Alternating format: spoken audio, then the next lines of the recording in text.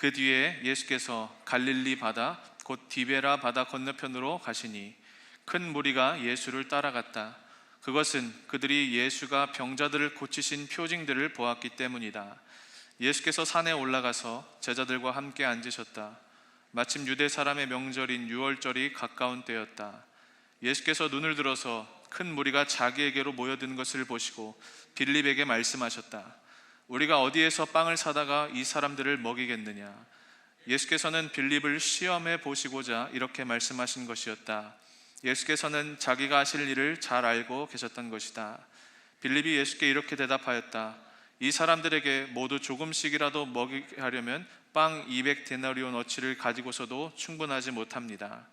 제자 중대 하나이며 시몬 베드로와 형제가 아닌 안드레가 예수께 말하였다. 여기에 보리빵 5개와 물고기 2마리를 가지고 있는 한 아이가 있습니다.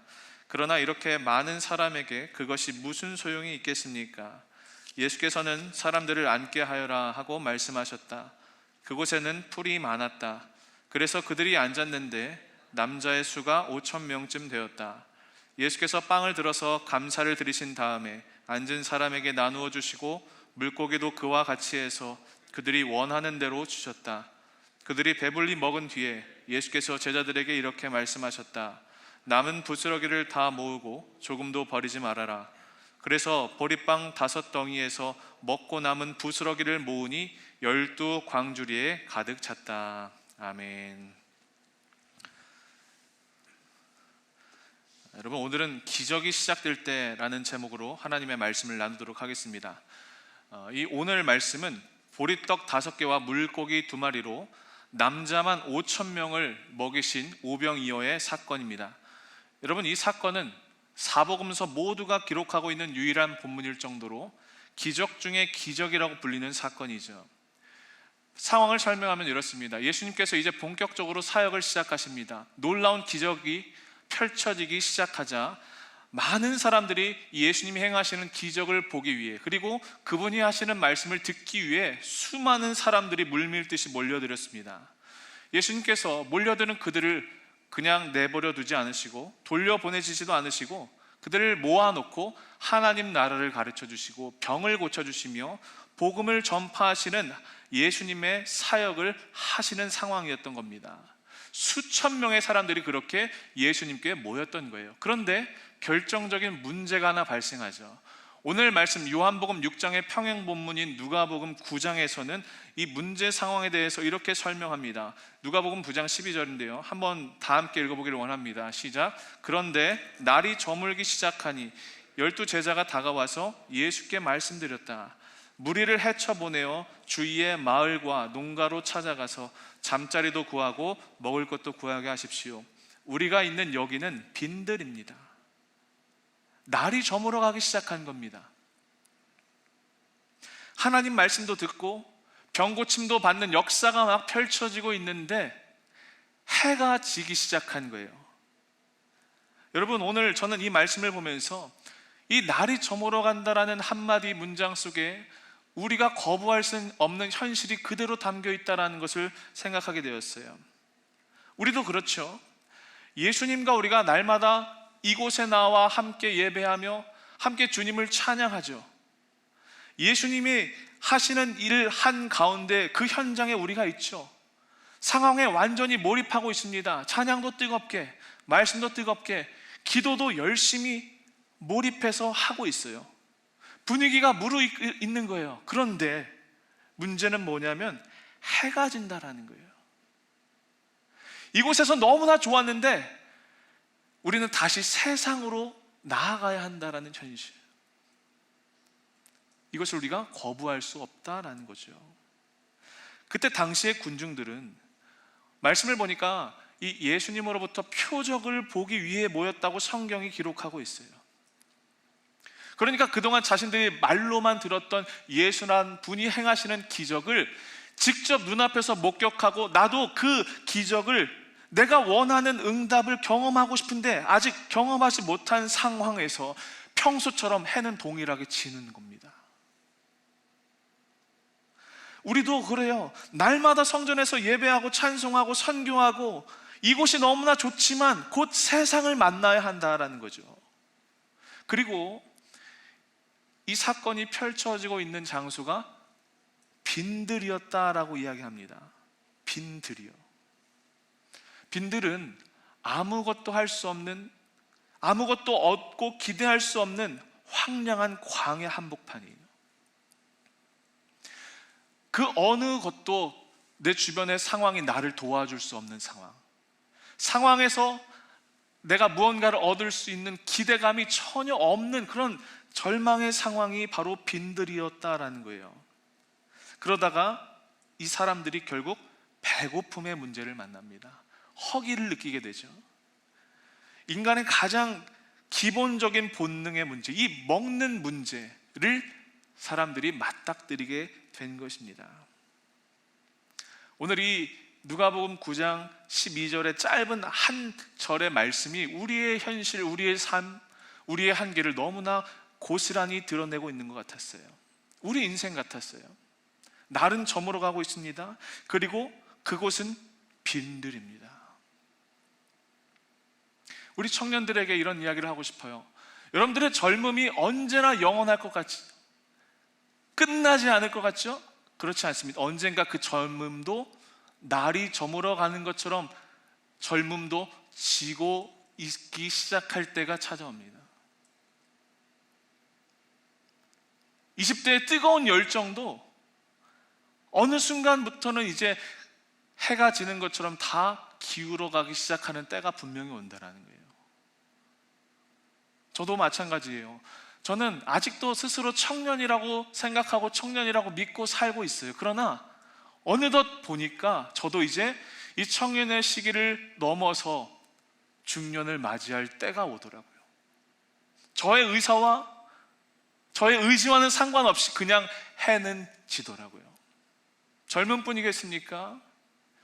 여러분들이 가지고 있는 꿈도, 또 여러분들이 가지고 있는 건강, 여러분들이 가지고 있는 가정의 기도의 제목들, 한때 너무나 기대감에 붕 떠서 기도할 때도 있고, 그 불이게 완전히 무르익어서 완전히 흠뻑 빠져 있는 상황도 있는데 언젠가부터 기울어가기 시작하는 상황을 만나기 시작할 수 있다는 거예요. 해가 떨어집니다.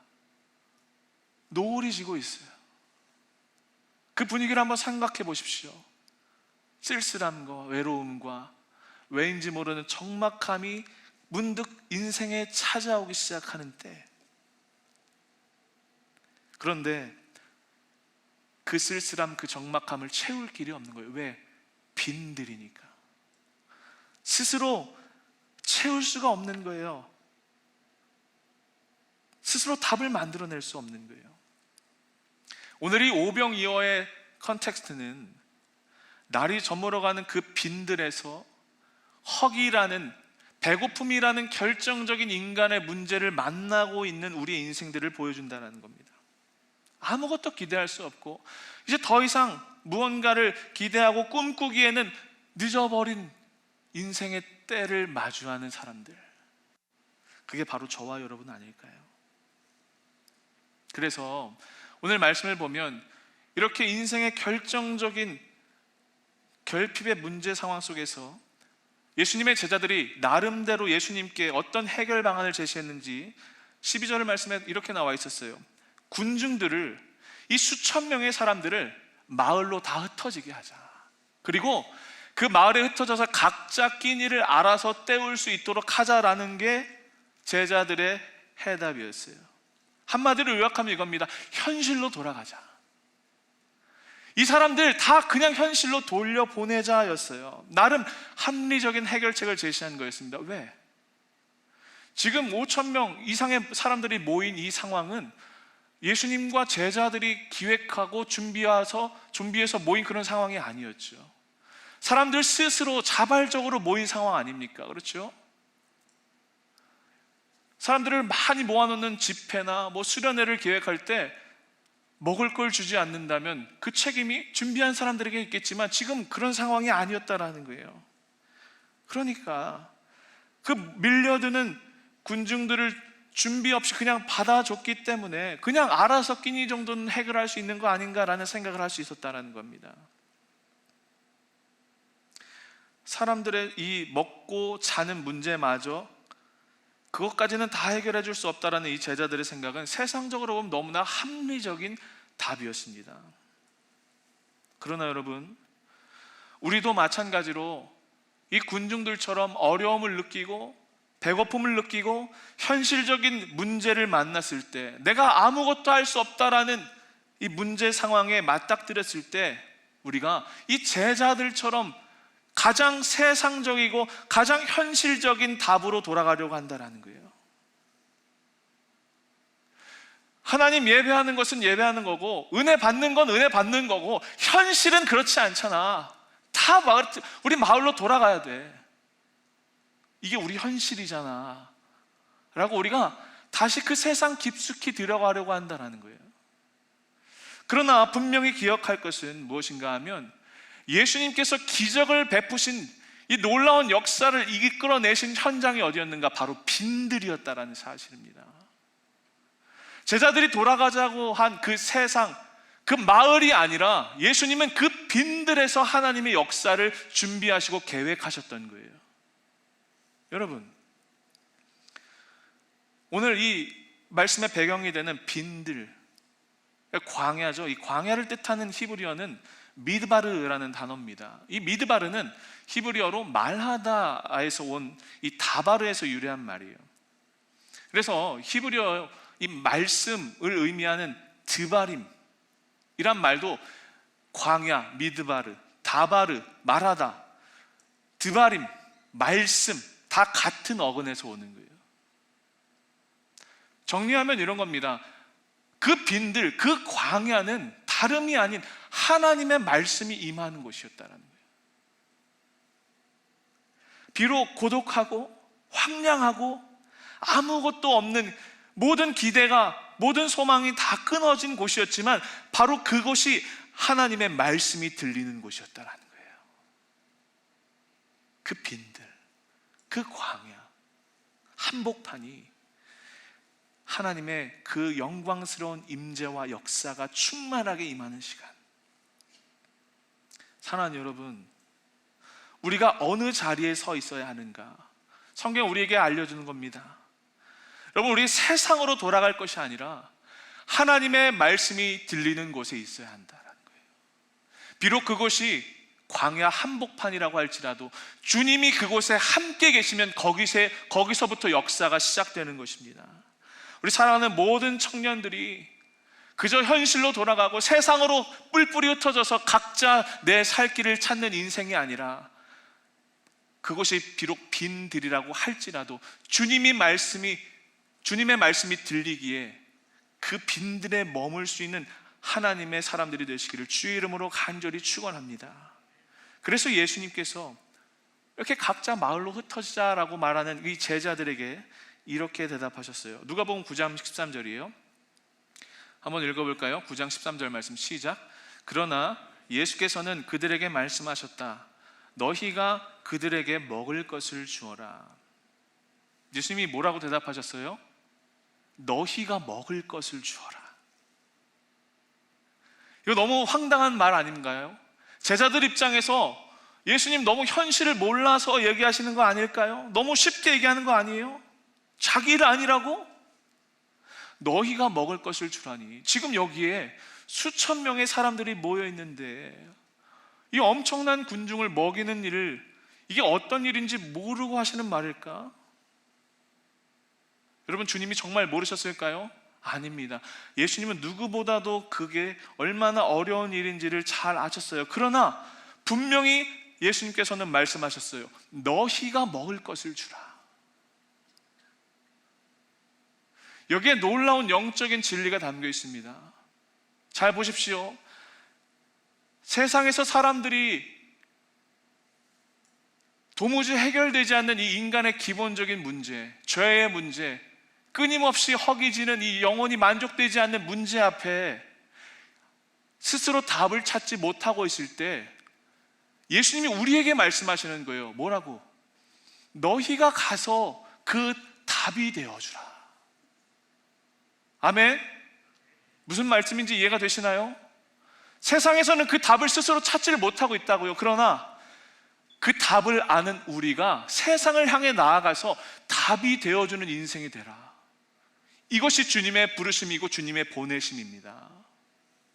사랑하는 여러분, 저는 간절히 소망하고 또 기도하는 것은 우리 모든 청년들이 이 영적으로 허기를 느끼는 세대에게 먹을 것을 줄 아는 세대가, 그런 믿음의 사람들이 되기를 간절히 축원합니다. 여러분들이 세상을 향해서 답을 줄 알아야 돼요. 저는 이 주님이 우리에게 하시는 말씀, 너희가 먹을 것을 주어라, 이 음성을 묵상하고 또 이 말씀을 끊임없이 생각해 보면서 이런 적용을 해봤어요. 여러분, 얼마 전에 우리나라 대통령 선거가 있었습니다. 그리고 새로운 대통령이 선출이 됐죠. 많은 사람들이 이런저런 이야기를 하더라고요. 어떤 사람들은 자기가 지지하는 후보가 되지 않아서 실망하기도 하고, 또 어떤 사람들은 자기가 지지하는 후보가 돼서 너무나 모든 것이 끝난 것처럼 이야기하는 사람들이 있더라고요. 근데 저는 이런 생각이 들었어요.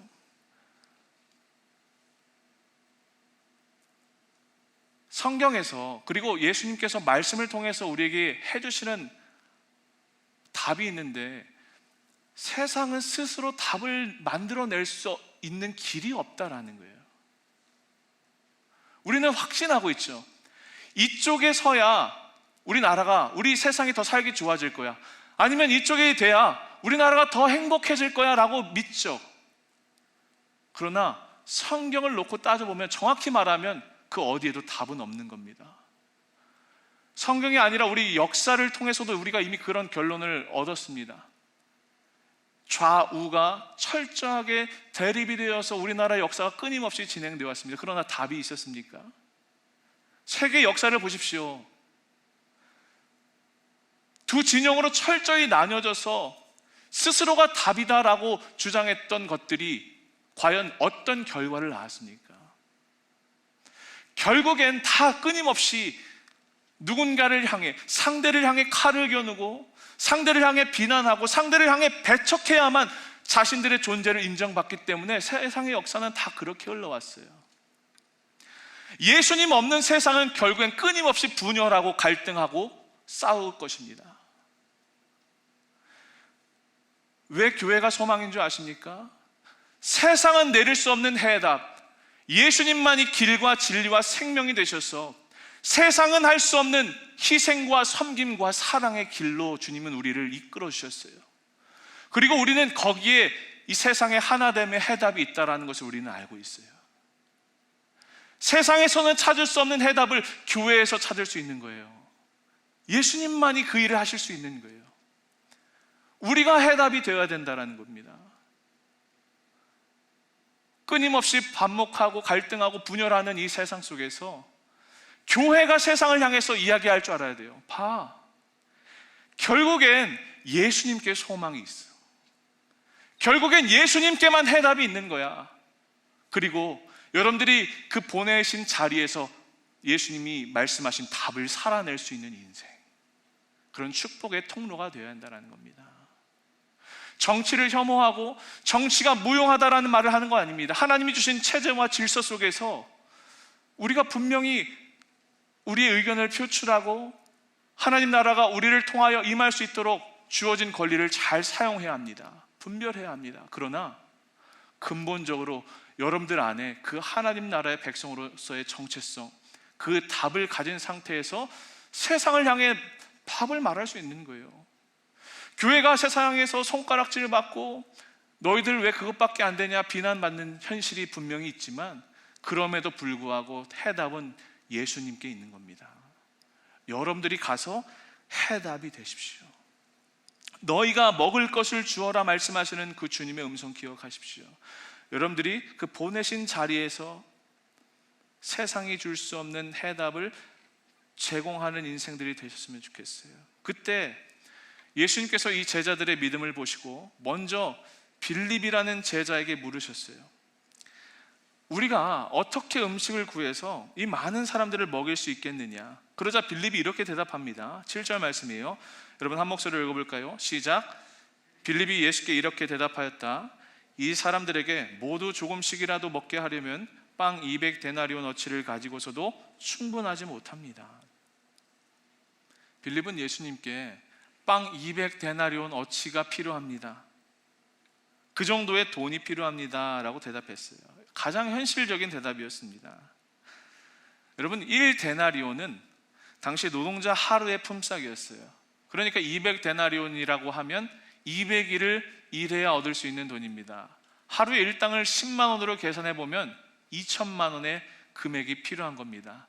그런데 그마저도 사람들이 그냥 한 입씩 조금씩 베어 물고도 그 정도의 돈이 든다는 뜻이었으니까 사람들을 배불리 먹게 하려면 적어도 2배, 3배 이상의 돈이 필요했었던 거죠.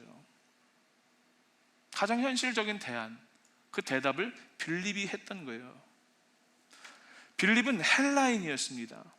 이 말은 뭐냐면 외국 생활을 했다는 거예요. 비즈니스 감각이 뛰어났어요. 똑똑했어요. 상황을 보면 바로 답이 나왔어요. 그러니까 주님께 가장 현실적인 대답을 내어놓았던 거예요. 그러나 예수님께서 빌립에게 물으셨던 이 질문의 의도는 정말 얼마만큼의 빵이 필요한지를 몰라서 물으셨던 것이 아니라 그 질문의 핵심은 이겁니다. 이 사람들을 먹일 떡의 근원이 어디 있느냐? 빌립의 믿음을 시험코자 물으신 질문이었어요. 예수님께서 진짜 몰라서 물으신 것이 아닙니다. 여러분들 직장 상사가 일을 하면서 업무를 하면서 여러분들에게 무언가를 물어보는 이유? 진짜 몰라서 물어보는 걸까요? 거의 8, 90%는 다 알고 물어보는 겁니다. 여러분들이 얼마나 잘 알고 있는지를 확인해 보려고 말이에요. 만약 빌립이 주님을 온전히 신뢰하고 주님의 그 능력을 믿고 있었다면 이렇게 대답했을 거예요. 주님, 이 사람들을 먹일 수 있는 능력이 주님께 있습니다.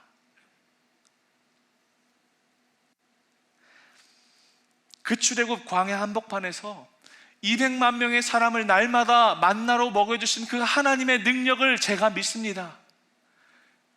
그 능력이 주님께 있습니다 라고 고백했을 것이다 라는 거예요. 그러나 빌립은 오히려 예수님께, 능력의 근원이신 주님께 거꾸로 왜 안 되는지 논리적으로 설명하고 예수님을 납득시키려고 하고 있었다라는 거예요. 어쩌면 이 빌립의 모습이 우리의 모습일지도 모르겠다는 생각이 들었습니다. 하나님은 분명히 우리에게 놀라운 하나님의 역사를 준비하시고 계획하시는데 우리의 그 얼마 되지 않는 어줍지 않은 이성과 지성으로 우리의 상식으로 크고 높으신 주님의 뜻이 임하는 것을 막고 있을지도 모르겠다라는 거예요. 우리가 거꾸로 주님을 설명시키고 납득시키는 거예요. 주님, 그건 현실적으로 안 됩니다. 이런 대답을 한다는 거죠. 그러나 그때 있었던 제자 안드레는 조금 달랐습니다. 요한복음 6장 8절에서 9절 보면 안드레는 주님께 이렇게 대답을 했어요. 한 번 더 읽어봅시다. 시작. 제자 가운데 하나이며 시몬 베드로와 형제가 아닌 안드레가 예수께 말하였다. 여기에 보리빵 5개와 물고기 2마리를 가지고 있는 한 아이가 있습니다. 그러나 이렇게 많은 사람에게 그것이 무슨 소용이 있겠습니까?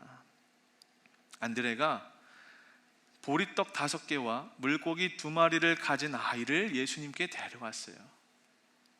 물론 안드레도 이 아이의 작은 음식을 통해서 모든 사람을 다 먹일 수 있다고 생각하지는 않았던 것 같아요.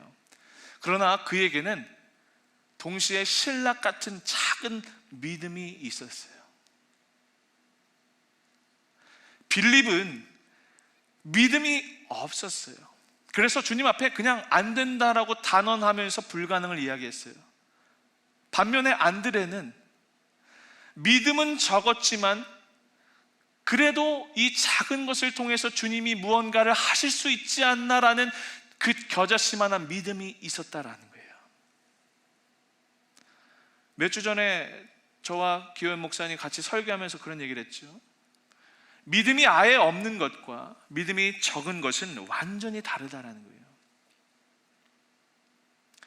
우리가 현실을 부정할 수 없습니다. 어려운 상황인 것 틀림이 없습니다. 그러나 그 문제 상황 앞에서 믿음, 그 작은 믿음만 있어도 주님이 그것을 통해서 놀라운 역사를 이루신다는 거예요. 여러분들 안에 아무것도 없다라고 할지라도 여러분들 안에 그 주님이 행하실 수 있는 일에 대한 기대와 소망이 조금이라도 있다면 모든 것이 가능케 되는 것입니다. 여러분들 아무것도 없으세요? 여러분들 안에 믿음을 더하면 모든 것 되신 주님이 여러분들과 함께 하시기 때문에 여러분들의 인생의 모든 것으로 채워지는 것입니다. 이 사실을 믿으시기를 간절히 축원해요. 빌립, 안드레, 이 두 제자가 같은 어려움을 만났지만 반응은 달랐어요. 빌립은 그냥 답을 내렸고 안드레는 그 초라한 오병이어뿐이었지만 주님을 의지하는 마음으로 그것을 내어놓았어요.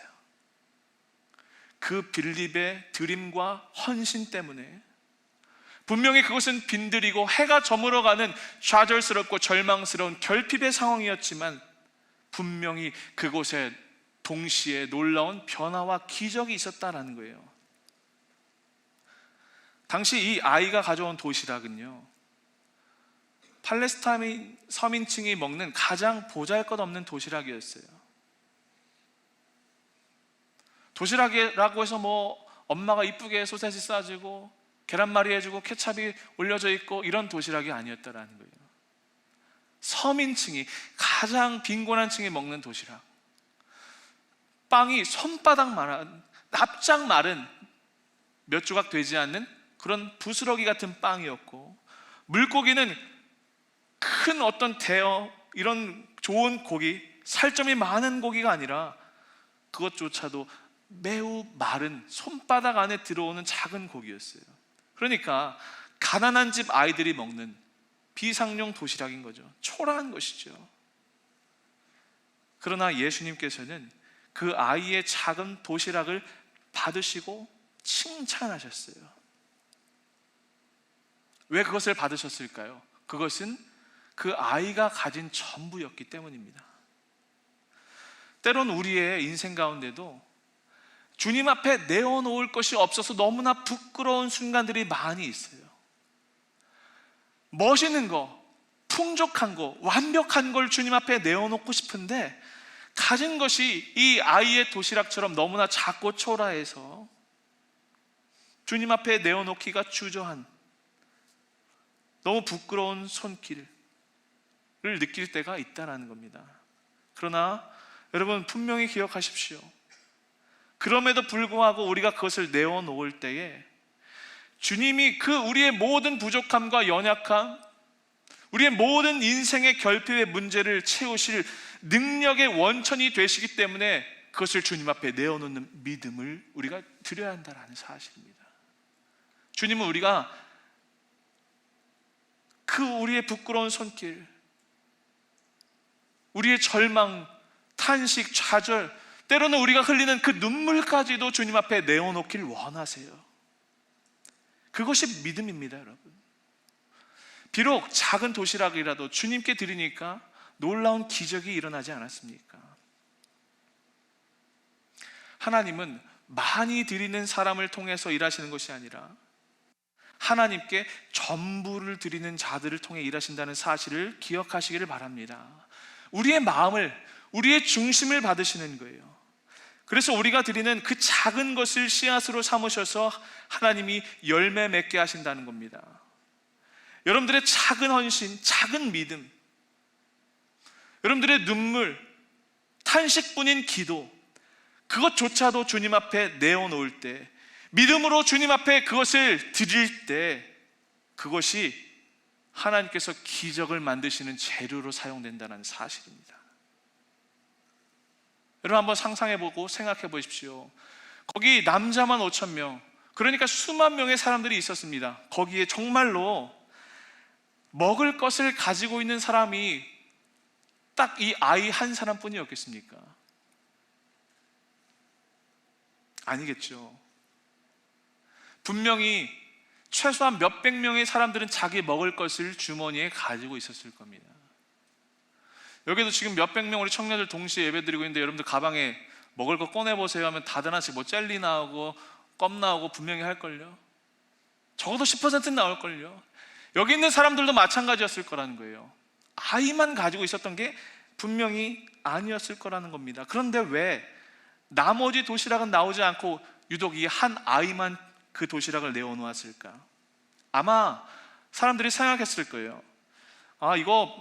이거 가지고 도대체 뭘 하겠어?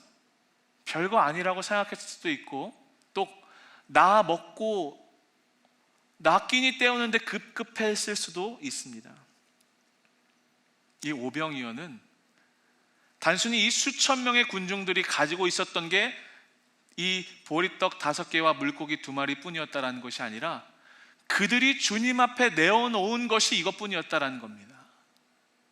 모두가 다 자기의 것을 가지고 있었어요. 여러분들에게도 주님이 맡겨주신, 아니면 누군가 지어준 도시락이 분명히 있었을 거예요. 여러분들은 어느 믿음을, 어느 자리에서 어떻게 주님 앞에 드리고 계십니까? 군중 속에 있습니까? 아니면 주님께 내어놓는 아이의 자리에 있습니까? 무리 속에서 그냥 내가 가진 것을 몰래 숨어서 먹고 있습니까? 아니면 자기가 가진 것을 주님 앞에 내어놓음으로 그것이 기적의 재료로 쓰임 받을 수 있도록 내어놓고 있습니까? 우리는 우리 먹고 살기에 급급해서, 아니면 이걸 가지고 도대체 뭘 할 수 있겠어라는 마음으로 그걸 그냥 숨겨놓고 감춰놓고 내어놓지 않는다는 거예요.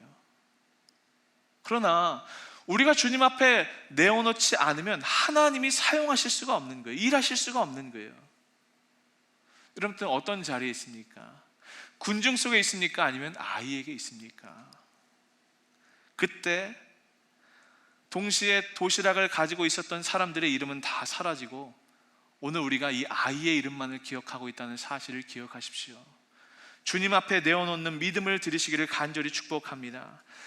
우리가 청년의 때에 지금 주님 앞에 그 가진 것, 그것이 작은 것이라도 그것을 내어놓지 못하면 나중에 커서 내가 드릴 여유가 되었을 때 드려야지 절대 드리지 못합니다. 특히 청년의 때부터 주님 앞에 내어놓지 못하면 나중에 결혼을 하고 어른이 되고 먹고 살만 해서 할 수 있다? 큰 착각입니다.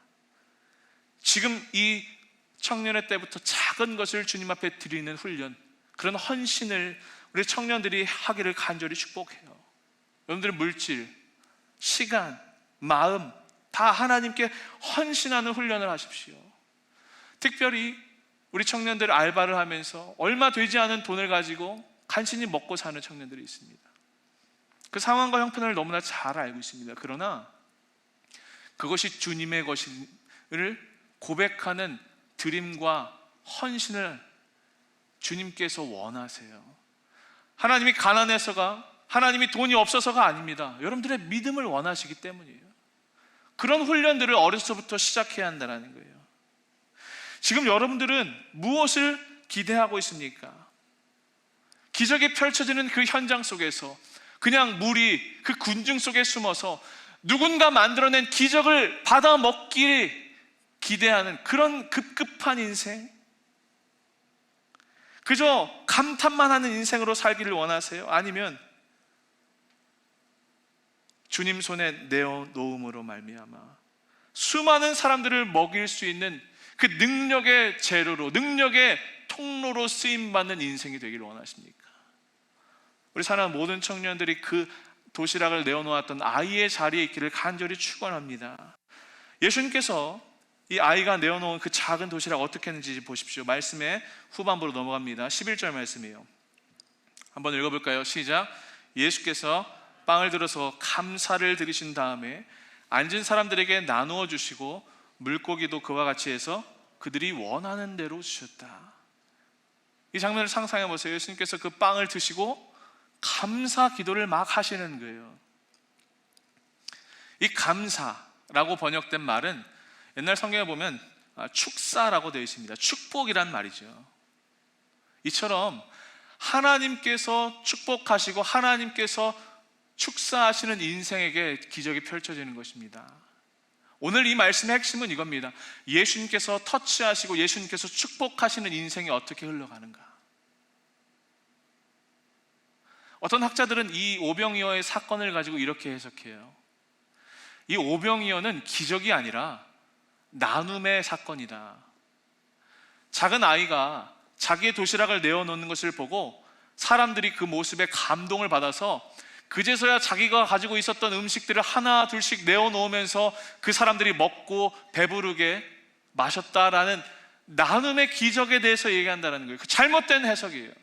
오늘 말씀의 핵심은 분명히 예수님께서 축복하셔서 풍족해 되는 인생이 어떻게 되는지를 우리에게 보여준다는 거예요. 예수님이 그 떡 5개와 물고기 2마리를 가지고 감사 기도를 하시고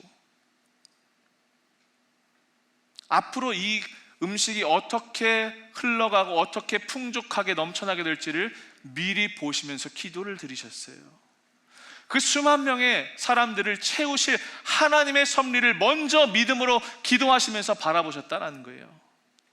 이처럼 우리가 모든 일이 다 이루어진 다음에 드리는 것은 감사가 아닙니다. 하나님이 하실 일을 먼저 기대함으로 바라보는 것이 진짜 감사인 거예요. 하나님의 사람은 눈으로 이미 이루어지지 않은 미래의 축복을 볼 줄 아는 사람들이에요. 감사하는 인생이 이런 인생이다라는 거예요. 오늘 말씀이 어떻게 끝나는지 12절, 13절을 말씀 함께 볼게요. 12절, 13절 말씀 한번 읽어봅시다. 시작. 그들이 배불리 먹은 뒤에 예수께서 제자들에게 이렇게 말씀하셨다. 남은 부스러기를 다 모으고 조금도 버리지 말아라. 그래서 보리빵 5덩이에서 먹고 남은 부스러기를 모으니 12광주리에 가득 찼다. 예수님께서 오병이어를 축복하시고 제자들에게 나눠주시면서 그 나눔이 되면서 점점 더 이 식사가 풍성하게 펼쳐지는 놀라운 기적이 일어나기 시작합니다. 예수님의 만찬에 이렇게 풍족하고 풍성하다는 겁니다. 오늘 12바구니가 남았다라고 성경이 이야기하고 있습니다. 12바구니는 성경에서 10이라는 숫자, 완전수다라고 몇 번 말씀드렸죠. 하나님은 우리의 필요를 완전하게 채우세요. 하나님은 우리에게 하시는 일이 완전하세요. 사람들이 간신히 몇 조각 먹은 것이 아니에요. 그냥 한 입 베어 물고 간신히 그냥 만족한 것이 아니라 모든 사람들이 풍족하고 완벽하게 배불리 먹었던 겁니다. 하나님이 하시는 일이 이런 겁니다. 또 이 12광주리에 담긴 의미가 이런 겁니다. 하필 왜 12광주리를 남기셨을까? 10광주리, 9광주리, 8광주리가 아니라 왜 12광주리일까? 보십시오. 이 빈들에서 놀라운 주님의 기적을 경험한 사람들, 특히 12명의 제자들 몫으로 이제 세상으로 나아가서 너희가 먹을 것을 주라라고 부탁하시는 그 주님의 말씀을 믿음으로 살아내고 믿음으로 증명해야 하는 이 제자들에게 주시는 주님의 축복이었어요. 먼저 보여주시는 거예요. 주님의 위로 상급이었어요. 그게 12광주리예요. 오늘 사건을 요약하고 소개하는 요한복음 6장 마지막 부분에서는 오늘 말씀에 대해서 이렇게 결론 맺는 것을 볼 수 있습니다. 말씀 마지막 구절인데요, 한 목소리로 마지막 구절 읽어보기를 원합니다. 6장 35절 말씀 시작. 예수께서 그들에게 말씀하셨다. 내가 생명의 빵이다. 내게로 오는 사람은 결코 줄이지 않을 것이요 사람은 다시 목마르지 않을 것이다. 아멘. 오병이어의 사건, 수만 명의 사람들이 먹고 배불리 마셨던 것은 단순한 기적의 사건만이 아니었어요. 눈에 보이는 육체의 떡, 육체의 빵을 먹었던 것, 그것이 기적이 아니었다라는 거예요. 왜? 눈에 보이는 육신의 떡, 육신의 빵은 잠시는 배부를지 모르지만 다시 배가 고플 거예요. 그러나 생명의 떡이신 예수님께서 우리 안에, 우리 인생 가운데 들어오시면 우리가 영원히 배고프지 않고 주님이 주시는 이 풍요의 인생, 완벽한 이 만족을 누리며 살아갈 수 있다는 거예요. 사람들의 그 줄인 배를 채우는 것보다 더 중요한 것은 생명의 빵이신 예수님께서 우리 인생 가운데 찾아오셔서 우리의 모든 영혼의 배고픔을 해결하시는 것이다라는 거예요. 말씀의 결론입니다.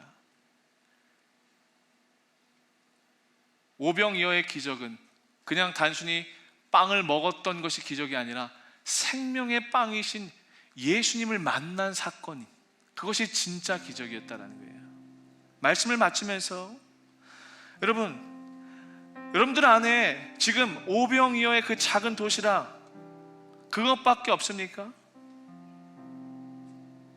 해는 저물어 오고 거기가 빈들입니까? 모든 소망과 기대가 다 사라져 버렸습니까? 이제 새롭게 다가오는 이 시기를 어떻게 맞아야 할지 아직도 인생에 스스로 답을 찾지 못하고 그 경계 속에서 갈팡질팡 쓸쓸함과 왠지 모르게 찾아오는 적막함 속에 여러분 공허함을 느끼세요? 배고픔을 느끼세요? 오늘 인생의 답이 어디 있습니까? 주님께서 무엇을 말씀하십니까? 주님과 함께하는 인생, 주님 앞에 그 믿음을 내어놓는 인생은 영원히 배고프지 않는, 주님이 채워주시는 그 완전한 충만함 가운데 우리를 인도하여 주신다는 사실입니다. 사랑하는 우리 청년들이 이 주님이 주시는 축복, 하나님이 터치할 수 있는 인생 가운데 역사를 경험하고 여러분들 앞에 펼쳐질 그 주님의 놀라운 새 일을 기대하는 마음으로 먼저 감사하고 하나님 하실 일을 미리 바라보면서 가진 것을 내어놓을 때 여러분들의 인생을 통해 주님께서 풍족하고 완전하게 채우실 것을 믿습니다. 생명의 떡이신 예수님을 붙드십시오. 그 예수를 여러분들 안에 모셔 드리십시오. 그리고 여러분들이 경험한 그 풍성함을 세상을 향하여 나누어 주십시오. 주님은 보내십니다. 그곳이 여러분들을 부르시고 보내시는 자리입니다. 여러분들이 가서 그 먹을 것을 나눠 주십시오. 하나님이 축복하시는 인생, 이 오병이어의 축복, 기적을 경험하는 인생들로 살아가시기를 주의 이름으로 간절히 축원합니다. 오늘 주신 말씀 붙들고 함께 기도하며 나아가겠습니다. 제가 잠시 기도하겠습니다.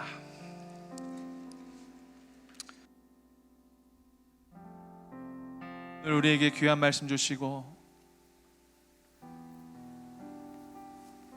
스스로 그 해답을 찾지 못하고 있는, 날이 저물어가고 그 빈들에서 어찌할 바를 몰라 방황하는 우리들을 향해 다시 한번 소망의 말씀을 주시니 감사합니다. 주님께 우리의 작은 믿음을 내어놓습니다. 주님이 우리의 모든 것 되시기에, 주님이 우리 안에 거하시면 우리가 주님이 주시는 그 영원한 생명으로 살게 될 줄로 믿습니다. 하나님, 우리 사랑하는 모든 청년들 한 사람 한 사람, 저들의 영혼 한 영혼마다 주님 그 오병이어를 축복하셨던 것처럼 저들의 인생을 만져주시고 축복하여 주시며 저들의 삶을 다시 한번 일으켜 주시옵소서. 하나님의 그 완전하심을 기대하며 우리가 기도하며 나아갑니다. 주어진 자리에서 믿음으로 승리하는 우리 모두가 되도록 주님 도와주옵소서. 예수님의 이름으로 기도합니다. 오늘 주신 말씀 기억하며 우리 자리에서 일어나서 함께 결단하며 찬양합시다.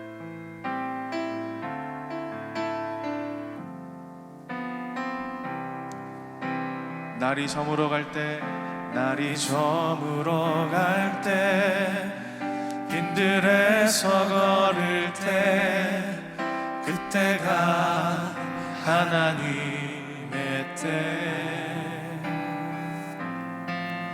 내 힘으로 안 될 때, 빈손으로 걸을 때, 내가 고백해 여호와 이래.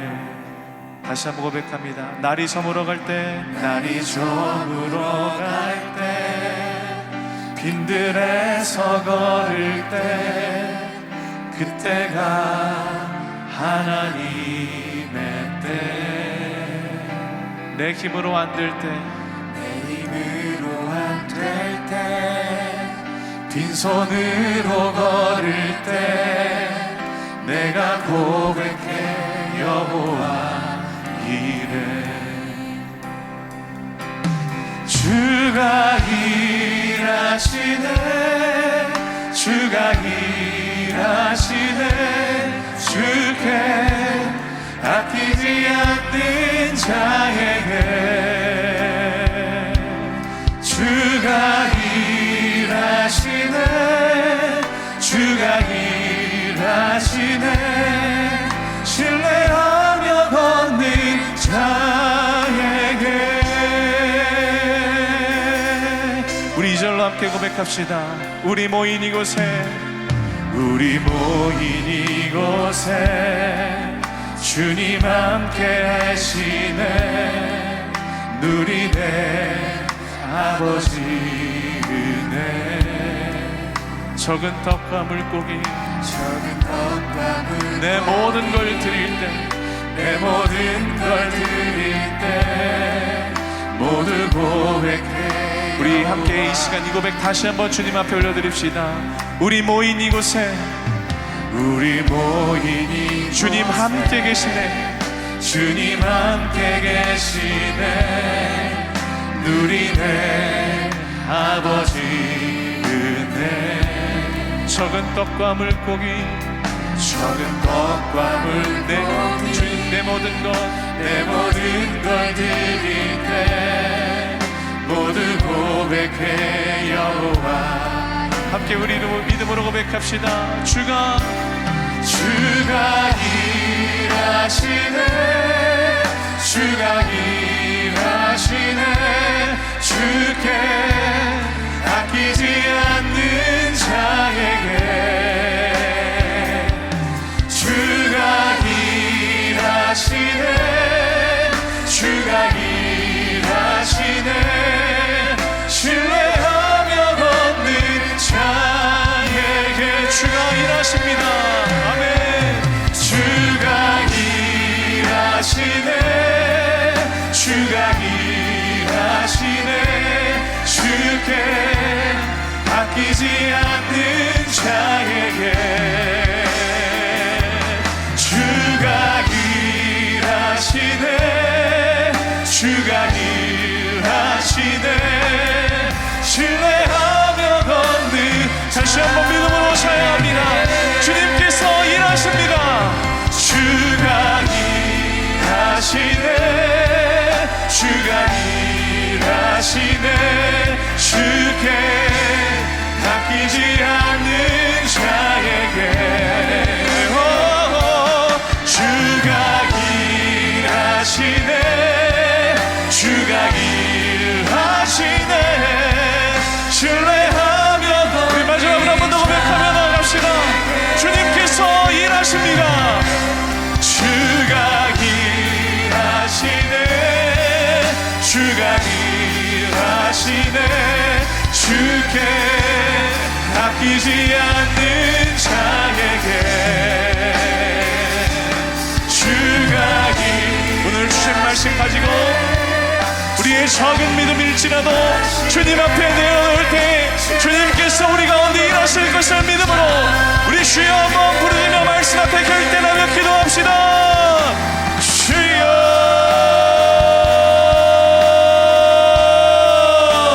사랑의 주님, 네, 주님 감사합니다. 우리 영원한 생명의 양식 되신 주님, 하나님, 우리가 주님을 온전히 의지하고 온전히 신뢰하며 따르기를 원합니다. 하나님, 우리 인생의 날들이 저물어갈 때 하나님, 우리의 모든 것이 하나님이 주시는 은혜와 하나님이 주시는 사랑 안에서 우리가 살아갈지라도 거부할 수 없는 현실을 마주하는 그때 우리의 젊음이 다해가는 이 순간 가운데 하나님이 나에게 주시는 마음이 다 저물어가고 하나님, 우리의 가정의 문제들, 내가 기도했던 이 열망들이 주님 앞에 다 무너져 내려갈 때에도 하나님, 그럼에도 불구하고 우리를 통하여 일하시길 원하시는 주님, 하나님, 우리가 그 빈들에서 주님 앞에 우리의 그 작은 믿음을 다시 한번 주님 앞에 올려드리기를 간절히 기도하며 나아갑니다. 하나님, 우리의 힘으로 아무것도 할 수 없습니다. 하나님, 우리가 그 인생의 빈들에 서 있습니다. 하나님, 아버지 그 믿음이 아버지 나의 없이 찾아오는 이 인생의 외로움과 공허와 이 쓸쓸함 가운데서 우리가 어찌할 바를 알지 못하고 헤매이며 팔팡질팡하며 여전히 우리의 삶을 주님 앞에 내어놓지 못하고 있습니다. 하나님, 그러나 우리가 우리의 주님 앞에 최선의 믿음을 드리기를 원합니다. 주님 앞에 우리의 작은 비록 초라한 것일지라도 모든 것을 내어놓기를 원합니다. 우리의 아픔도, 우리의 슬픔도, 우리의 눈물도, 우리의 모든 연약함 또한 주님 앞에 믿음으로 내어놓기를 원합니다. 하나님, 우리의 그 작은 믿음이 주님 앞에 귀하게 쓰임받는 믿음의 재료로 사용될 수 있도록 성령님 우리를 붙들어 주시고 인도하여 주시옵소서. 하나님, 우리를 불쌍히 여주시고 아버지, 아파하고 애매한 우리 모든 사랑하는 청년들의 인생 가운데 생명의 양식 되신 주님, 저들의 인생 가운데 주님께서 찾아와 주시고 인도하여 주셔서 그 빈들에서 광야의 말씀이 들리듯이 하나님, 저들의 인생 가운데 하나님의 음성이 들리게 하여 주시옵시고 하나님의 말씀으로 인하여 다시 한번 인생이 다시 한번 회복과 주님의 주는 참된 위로와 평안과 소망이 일어나는 삶이 될 수 있도록 하나님, 우리에게 인도하여 주시고 인도하여 주시옵소서. 우리를 세상으로 다시 한번 보내시며 우리가 먹을 것을 주라고 말씀하시는 주님의 그 부르심을 기억하며 나아갑니다. 아버지, 세상이 만들어낼 수 없는 그의 답이 오직 예수님께 있습니다. 길과 진리와 생명은 오직 예수님뿐이십니다. 주님이 보이셨던 그 십자가의 사랑과 희생과 용서를 우리가 세상에 나아가 예수의 길을 걷는 하나님의 자녀들로서 사랑으로 실천하며 사랑으로 모든 것 품을 수 있는 거룩한 주의 자녀들로 살아갈 수 있도록 하나님 아버지 함께하여 주시고 인도하여 주시옵소서.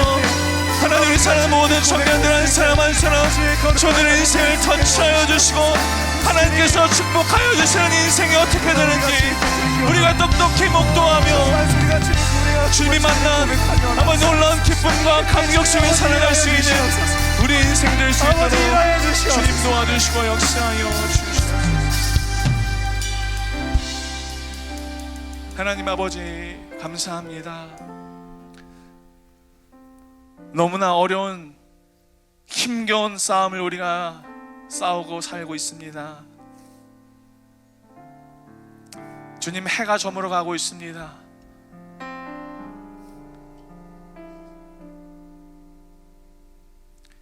영원할 것 같았던 젊음도 결국엔 저물어 가고,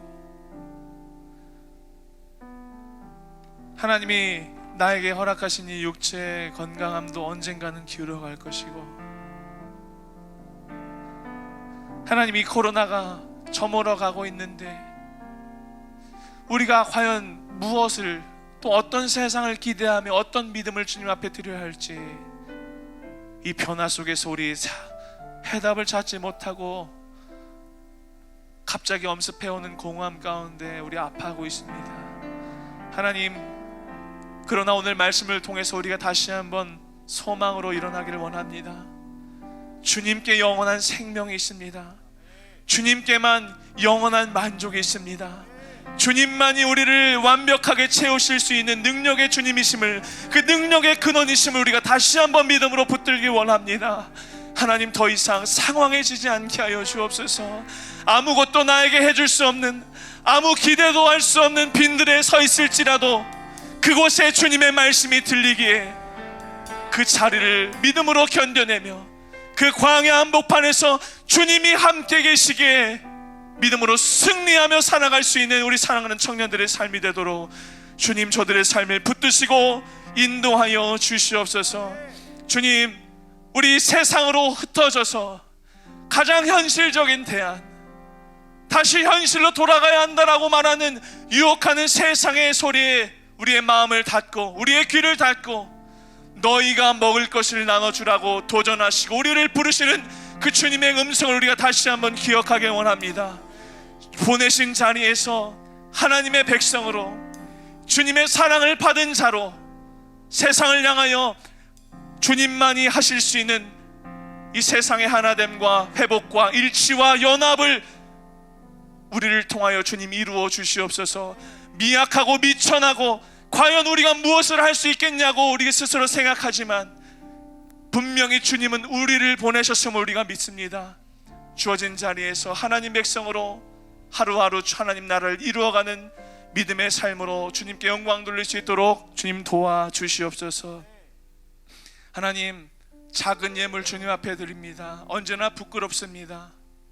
주님 앞에 전부를 드리는 손길이 되어야 하는데 여전히 내 먹고 살 궁리만, 내 현실만 붙잡기에 급급해서 주님 앞에 온전히 내어놓지 못하는 우리의 연약함을 주님께서 긍휼히 여겨주시고, 하나님 이 시간 다시 한번 우리의 최고의 믿음, 전부의 믿음을 다하여 주님 앞에 드리오니 하나님 기뻐 받으시고 축복하시고 축사하시사 이 예물을 통해 수많은 사람들이 배불리 먹는 놀라운 기적의 재료로 쓰임받을 수 있도록 주님 함께하여 주시옵소서.